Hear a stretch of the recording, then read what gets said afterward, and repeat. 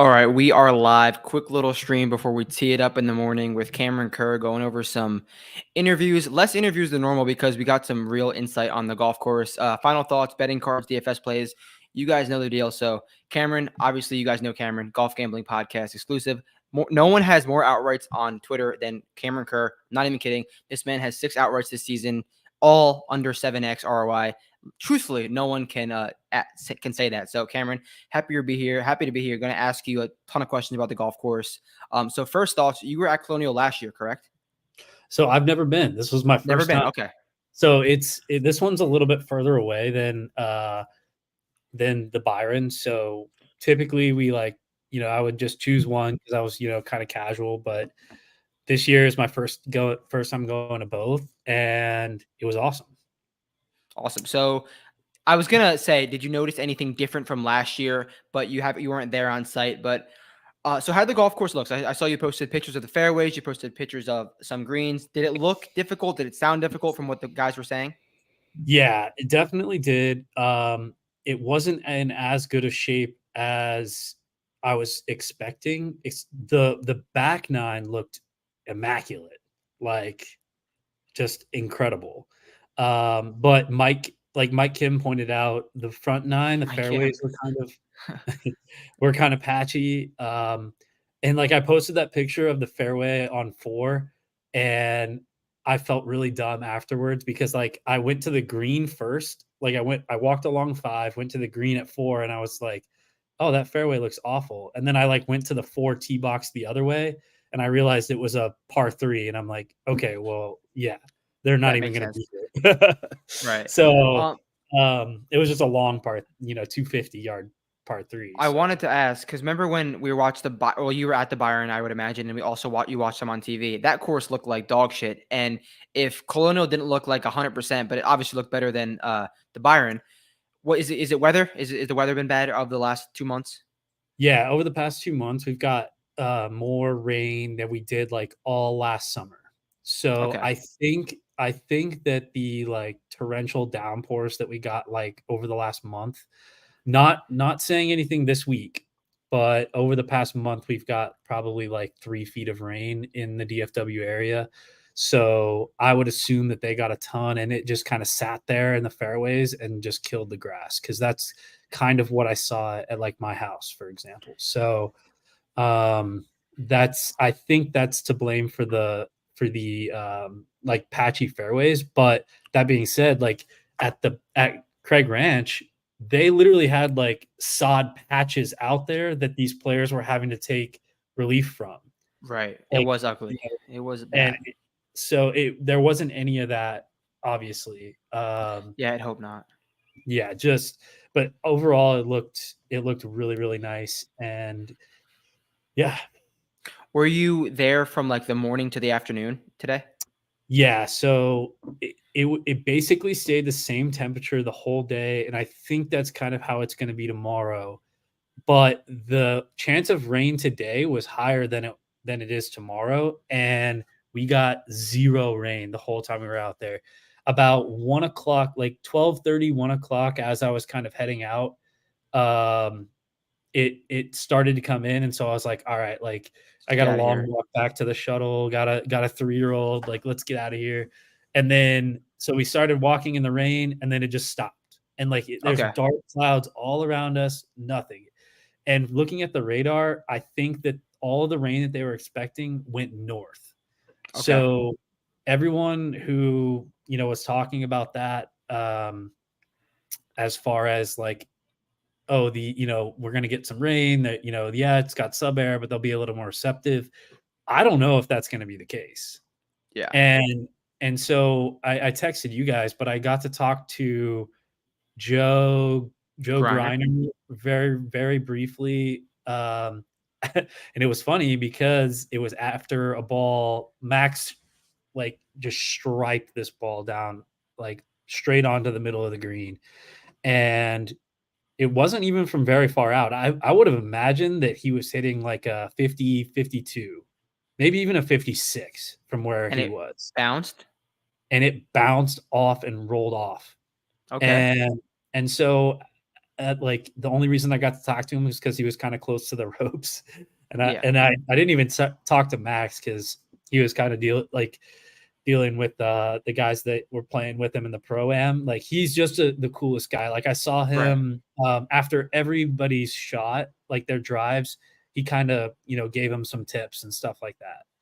And it was really cool to see. I've never been to a pro-am before, so. I wanted to ask you. So you said you left around like 12:30. I'm less concerned about the rain. Did you feel any sort of significant wind switch in like the afternoon, or you weren't there long enough? Because the next 2 days, it looks like it's going to be significantly more windy in certain parts of the day. So were you able to feel a wind switch? Yeah. So so I started on the back nine, and even in the morning, it was kind of windy. Right. So, but as the day went on, you could definitely tell, especially over on the front, like holes 7 to 9, like that whole area there, got super windy. And I mean, they have a bunch of flags up by the driving range. I sat at the driving range for a while, and I mean, it was blowing for sure. And Okay.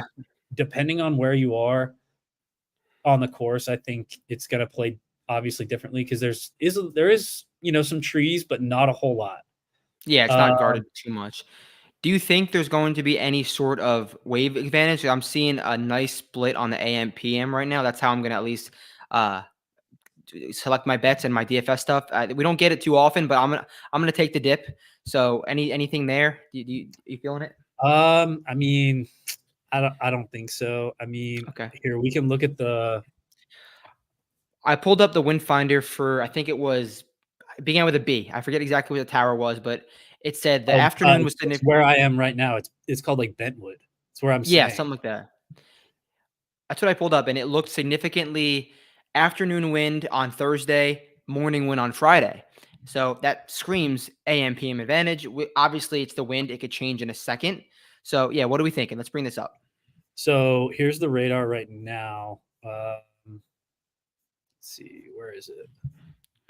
Sometimes it doesn't load. So there's a tornado right now, but I mean, I can go outside. It's like cloudy, but it Yeah. doesn't even look that dark.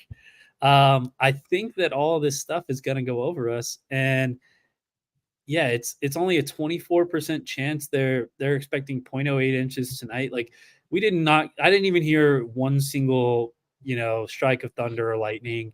Okay. This 20% in Texas is 0%. And they're really, the chance of rain tomorrow doesn't go up till 63, or it's just till like 6 p.m., 7 p.m. So even if there is rain, you don't think it'll be significant? Will there be any delays? Because a delay would cause No, hecticness for the if there is any definitely, split. definitely not. So it looks like there's going to be a big, like if this is correct, there's going to be a big morning advantage. That's what I'm seeing too. And we're not even really looking at the wind. When I was looking at the wind, it was legitimate. Like it going. I'm gonna pull up my wind So finder this too. is the win right here Where? at the Which? bottom. Can you see Oh, this? I see. Yes, I wasn't looking at that. So Carson tees off at 7 a.m., 8 miles an hour. So it doubles between the morning and the afternoon tee times. So can you look at Friday? Yeah. So Friday. This is Friday. So See, it's going to be stronger in the afternoon, in the morning, and then it gets easier in the afternoon. So I'm seeing AM PM. Yeah. It looks like it's going to be pretty consistent. Pretty consistent. So I mean, I if this is correct, and I can tweet out tomorrow like how the wind, because I'm going to get there really early because Right. I'm going to follow Carson, but he tees off at 7:11. If this is correct, then yeah, that's a big advantage, I think. Yeah. Yeah. All right. Let's talk some golfers. I want to ask you about some guys. We got some questions in the chat. Did you see either of these two guys on the course, or if not, we'll talk about them anyway. Horschel or Dietrich? No, I didn't see Billy Ho or Dietrich. I did see Colin Morikawa. He almost hit me with his cart. Really? So that's It bad. We don't want to it call wasn't that. really his fault. Like my kid is kind of like swerving all over. Wait, he was in a cart? So yeah, so from the clubhouse to get to where they have the driving range set, you have to take a cart, and there's like this giant cart path that all the players were running down. Like I was just standing there, and I got like Adam Scott driving past, Sung JM, like I saw Colin Morikawa. I didn't see Tommy Dietz, and I would have recognized him because I would have What'd you been have? like, Or would you yeah, I would have. you'd have been like, Because I would that's have been Matt. like, wait, I didn't know Matt Gannon was here. Tommy Dietz, my guy. Did you bet either of those two guys or no? Like, you have any exposure to those two guys? No. No, I did bet. Yeah, I bet Tommy Dietz. Okay. Yeah, I bet Tom Dietrich, and I mean, if Xander can win a major, like, I mean, why can't he get it done? No, you're right. Tom Dietrich is one of my favorite golfers in the world. I went out on a limb and I'm saying Thomas Dietrich cannot gain enough strokes on approach to be consistent here or to be in the mix. But I said the same thing about Patrick Rogers at Harbortown, and he almost won. So we'll see. I'm going to go out on a limb and say those two guys aren't the best. So first guys you saw, who impressed you the most? Who impressed you the least? Let's talk some odds. So I love Carson, but I only followed him for 4 holes because what they do is I don't know if this is how every pro-am is, but they play 9 and 9. Yeah, the amateurs play Yeah. 9 with 1 pro, and yeah. So he only played the front 9, and I saw him hit the green and make the putt. So I think he birdied 1, but I didn't see his tee shot. But his driver looked pretty good. He went right on 2 and kind of got in trouble and ended up bogeying. So if you miss right on 2, you kind of Auto blacklist, auto unstar if you miss right on 2. No, but there's like 2 Okay. big ass trees, and from where he was, he had to go down, and there's bunkers right there that kind of prevent you from running it up. So, I mean, it's basically like a layup if you hit it right on 2. Okay. But if you hit it left, I think you got a shot. Then on 3, he hit the fairway, but then that pushed his he pushed his iron a little bit right, went in the sand, and then had a nasty sand shot on 3. And then on 4, he missed short left. But Dead. 4 is one of those. I mean, I think 4 is going to be one of those holes where like last week where we were seeing 250-yard par threes, and this one was 247. So I don't know. It might just be the win, but it looked pretty good. It just moved. It kept moving left and then ended up dying. So it was cool to see them like after the hole was done, they would putt for like other pin locations too. Right. And kind of look at the lies for where the pin locations might be. So that was cool, but right. he didn't look that great. I'm still gonna root for him, still gonna cheer for him. I mean, Max he's your guy. You got to. Yeah, Max looked really good. Good to hear. Yeah, someone asked me about him. He did not miss a fairway. Absolutely stroked the driver for Did the you bet whole. him? Oh yeah, I'm on Max. Me too. Yeah. All right, we're on Max together. Let's do it. He was the first guy I bet. So yeah, let's talk about Max. Why did you bet Max besides seeing him in person? Because I did. I bet him. So as well. I bet him Monday. I put my Okay. whole card in Monday. Like I just That's crazy if of I'm you to do there, that, to be honest. if I'm there, I'm gonna bet my guys, not really like Fair. kind of who I want to see. So I bet Akshay too. Like I'm gonna follow Akshay. Okay. No, it's a good bet. Akshay's a great. I was surprised when I saw Akshay's number. Like it should have been. What'd you get? Like a 60, 50? Yeah, like 65. Like Yeah. if Akshay was 35 in this field, like no one would bat an eye. Like that was a crazy number. I'm with you there. So I didn't bet it, but I'm with you. I did see Akshay today, and I it was kind of in passing. So I was like, "Hey, good luck this week, Akshay." And he kind of turned around. No, not really. He turned around and gave me like a quick head nod, but it looked like he was like heading towards the tee box, like he was kind of moving pretty quick. But Max was, man, yeah, he was hitting his irons really, really well too. Great to hear. But yeah, I bet Max this week, so I'd love to hear that. Yeah, but like I said, I only saw him on the front for a couple holes, and I mean, I was shocked at hole 5. I don't know. I assume you looked at the course. Right. I Hole mean, the course 5. hasn't changed much over the year. Like, even with the renovation, it's not anything significant. It's really not. Yeah, no worries. Oh, sorry, Carson just texted me, so I was not listening to what you just said. What did he? You want to get dinner with Carson or what? Unfortunately, already Breaking had some news. guys. Oh, he said love it. Unfortunately, I already told some guys I would go get barbecue with them the other day. Would have loved to get to though. Dang it. So basically, you got dinner with him. Oh, he just texted me again. Thanks for coming out today and watching a few. Super nice of y'all. Awesome. Yeah, So we're brothers. you're basically boys. Okay, so Max, let's go through some of our other bets we made. I bet Siwoo at 40. Did you bet him, or do you have any thoughts on Siwoo? Did you see him? No, I didn't. I bet a lot of other losers Let's hear it. besides Max and Akshay. So, and then I wish I would have held off on my first round leaders because I kind of just went with my gut on those two. And now looking at the way, like Yeah, the win I'm going and all I am. feeling that win today, like there were some shots like when Max hit his drive on I think it was 7. A giant gust of wind came through, like, and I was like, whoa. So I definitely think it's gonna be come into play. Oh, I bet Keegan. I was gonna bet Keegan too, Damn, but I I passed on didn't go Keegan. see Keegan today. I mean, he's been striping his irons. He had one of the best tee to green weeks at Valhalla. He's in really good iron form. His driver's been absolute dog shit, but that's really gets minimized here. I'm definitely down for Keegan. I didn't love that he was pretty popular this week, but he's not as popular in DFS as I thought he would be. I avow Keegan in the DFS market. I could see him playing well. I'm just not going to get there betting. But what'd you bet him at? What number? 55. Solid number. Did you Yeah. see Echo? No, I Did you bet didn't. Echo? So Did you bet him? I did. It's your guy. Yeah, he's one of my guys. I hopefully I'm going to see some shots from him tomorrow. The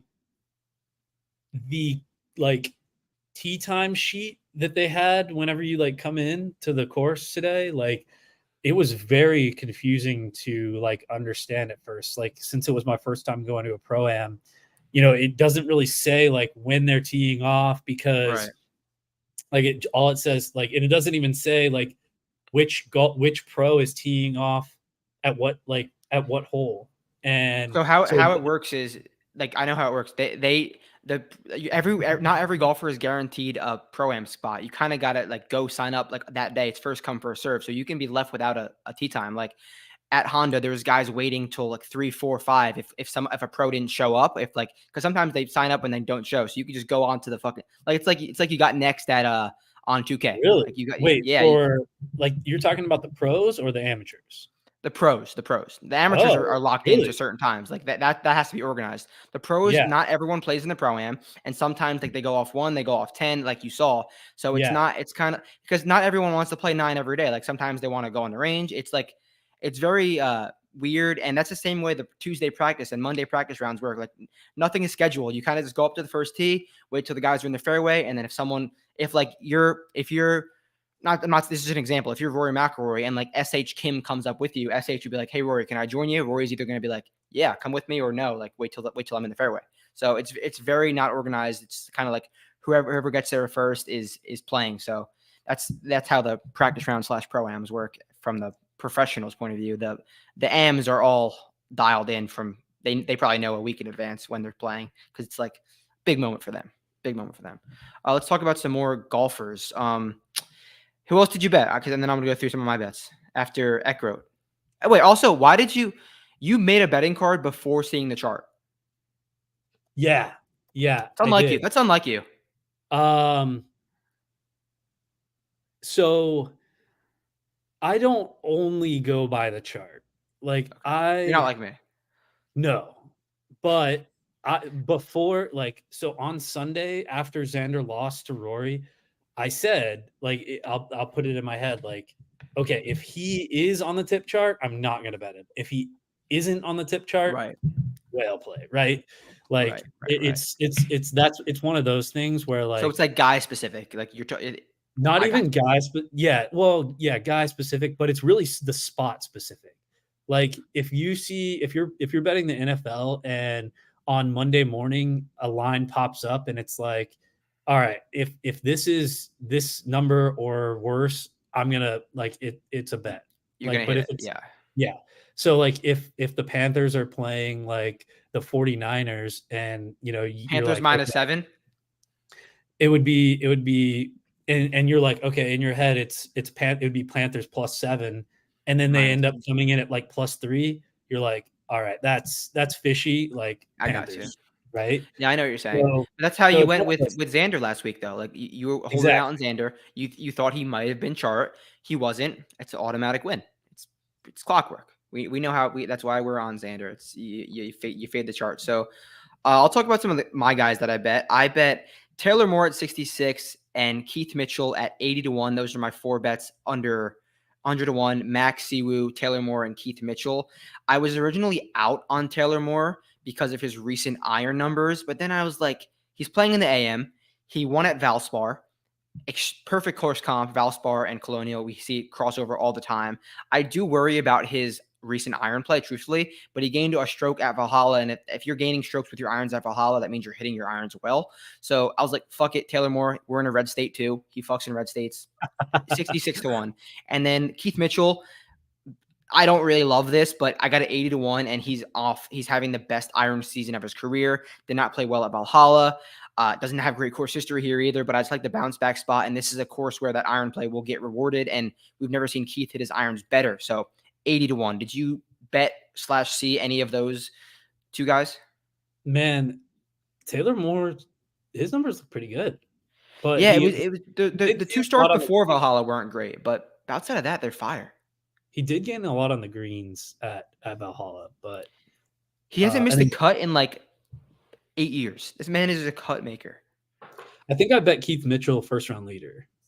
He's going off in the morning. I might win. I probably will win. Oh, I bet Denny first round leader. Yeah, I did. He's morning. 66 to 1 Keith I think Mitchell he's first morning. round. Did you bet anyone over 100 to 1? Carson. Sorry, I gotta stop Carson. doing my Boston accent. Carson, and then Sam Stevens. I wanted Texas to guy. ask you about him because Oklahoma State guy, actually. yeah, but you told me before the Byron that he always played well in Texas, right? And that's true every single time except for that Byron. But yes. Yeah.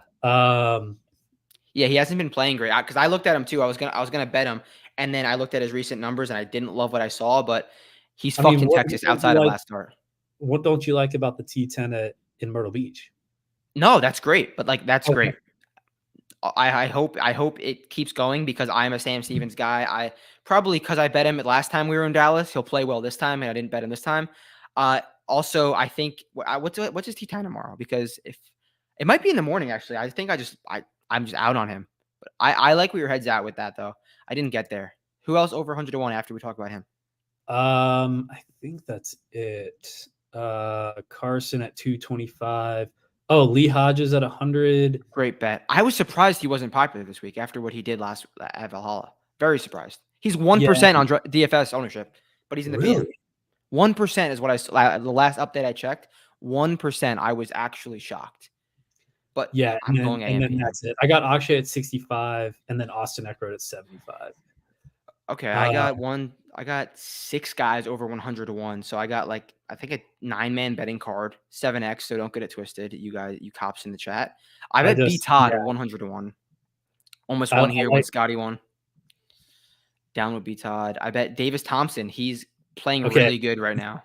Yeah, he was the last guy I added. I had room for one more guy, 66 or like 65 and above. So I went with him just because he's one of the guys at this point.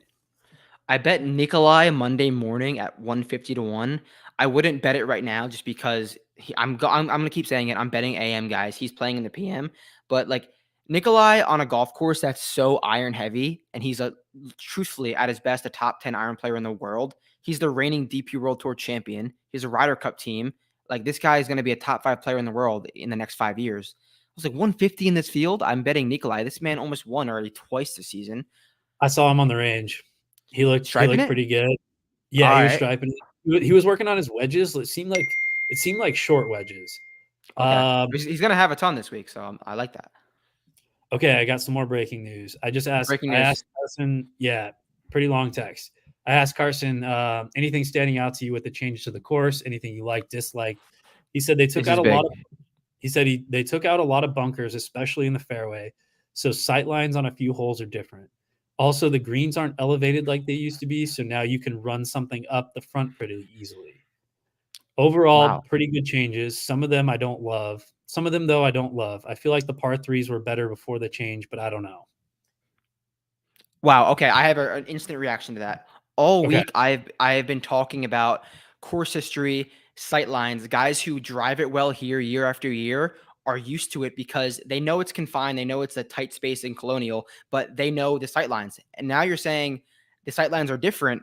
I think course history take a massive weight off of course history this week because the course history way, all about it, all I was saying was sight lines off the tee, sight lines off the tee, sight lines off the tee. Okay. And that's all I was saying. Cause like guys like Sam Burns, Jason Kokrak, Jordan Spieth, they play here year after year and they always take super uber aggressive lines off the tee just because they know the sight lines. They played here a ton of times. If you don't play here a ton of times, you don't know that you can take that line. So if the sight lines are new or not there anymore, then everyone's going to be going towards the same spots to take the safe line, meaning more approach play, way heavier than course history. That's my final take on that. That's very good insight. So thank you for that. Do you following what I'm saying? Yeah, no, I'm definitely following what you're saying. So I think we started talking about 5 a little bit. That hole looks incredibly hard. Like the amateurs were literally scoring like 12s. I want to say like every single time I looked up, there was an amateur in the freaking ditch to the left. And then, I mean, if you miss the fairway on that hole, like, I mean, you're in trouble. You're fucked. Yeah. So yeah. 5. Like that, 5. The rough was thick over there on that hole. I mean, it's a tough golf course. There's a lot of holes that you gotta hit your spots, and precision is so important so here. Thin too. So thin. Dude, are you excited for tomorrow? Yeah, I'm excited, dude. I'm excited. All right, I bet 3 more guys. I bet Ricky Fowler for the first time since the 2021 3M Open, I believe. So yeah, this 125-1. This is kind of where his run started last year. He got hot pre-summer, finished in the top 10, and this season he's been doing everything bad except for hitting his irons well. He's been hitting his irons good. The driver's been like shit. He's been putting like shit, but his irons have been there. So you get him on a course where driver's diminished. He's going to have a ton of irons. And then from there, maybe he finds a hot putter. But I was like 125-1 on a guy like of Ricky's caliber, AM. Like I'm down. 125? Yeah, and like you look sub like 80-1 and above. Like there's a bunch of losers and random motherfuckers. I was like, Ricky and Nikolai were 125 and 150. I was like, these are just names. I'm gonna bet. Yeah, that's bad. That's a bad. I also bet Cam Davis at the same number, 125-1. But I'm a Cam Davis truther. Finished T7 here in his career, and we've cracked the code. Adam Kirk and I, why he plays so well on like short positional courses when like Cam Davis is like a bomber. Cam Davis's home course in Seattle, which he lives in Seattle, which is the stupidest thing ever, is called Sahali, and Adam described it to me as basically the corridors of driving were like literal hallways. So he's so used to. Adam was like, if you could drive the ball well at Sahali, you can drive the ball straight anywhere. So, and if you look at Cam Davis's history, like Pebble Beach, Harbortown, he's always plays at Colonial. He always plays well at like club down, shorter positional courses, which always was weird because like Cam Davis is a bomber. And I was like 125-1. Cam Davis is one of my favorite golfers. He's playing all right now. He basically won the Masters. I'm down. 125. Dang. I mean, I've been out on him ever since he got DFL when I bet him. Really? What was that? Oh man, when was this? Oh, I think I remember that. I forget what tournament it was. I've been good with Cam Davis. I bet him at Genesis when he was first place on Friday afternoon, then decided to shoot 42 on the back nine. It was the players. Oh, it was the players. Yeah, that's what. And I bet him at the Masters. So like I think I know Cam Davis. And finally, I bet Dylan fucking Wu at 350-1. He's gained like 3+ on approach in like 6 straight starts. I was like, okay, no, that's it. But that's the card. That's the betting card. There you go. There you fucking go. Only other last thing about the weather, guys, it's freaking hot, man. Hot. Like even today, I was like, oh, okay, it's gonna be, not that hot. And it went from 78 in the morning to 95 at 3 p.m. And that was with the cloud cover. And it is more humid here now. Like this since we got all this like insane rain the past couple months, the humidity up here has been unlike anything I've seen in the last 3 years. So, I mean, these guys are going to be sweating. And I know you play golf. Like if it's hot and you're, trying to swing, Wearing pants. You're going to use more. Yeah. Wearing pants. You're going to use more arms, just trying a little bit harder because you're tired, sweaty. Like, man, I don't know. So strokes gain hot weather. Yeah. Friday on the card. Friday and like Sunday is going to be brutal. Are you going to be there this weekend? High of 95s, 75% humidity. Like the humidity goes down in the afternoon, but there's going to be no cloud cover on Sunday. So, I mean, if you're looking to live bet, like maybe think about that Friday, like bet a guy who's in shape. Yeah, well, I'm going to do that Friday show, so I'll definitely consult with you before that or have you on. We'll figure it out come Friday. But any closing thoughts outside of the weather? Hole 16 looks so cool. Whenever I saw a picture of it, I was like, that looks so intimidating. Like that tee shot is so intimidating, but it is just it's vibes over there on the back nine. I love the back nine. I should have spent more time over there, but yeah. Thought. Cam will be out there early. Cam will be out there following Carson Young, and I'm sure he'll see some other guys. So if you have any morning insight, be sure to share it in the Discord. Be sure to share it on Twitter. Follow Cam, follow me. Any questions, hit us up. You guys know the deal. No one does content like the Golf Gambling Podcast. Basically 7 days a week, we are ripping stuff out. Follow me on Twitter for Underdog Plays. Follow me for more content. Yeah, I'll catch you guys Friday afternoon. Cameron, thank you for joining me, and catch you guys soon.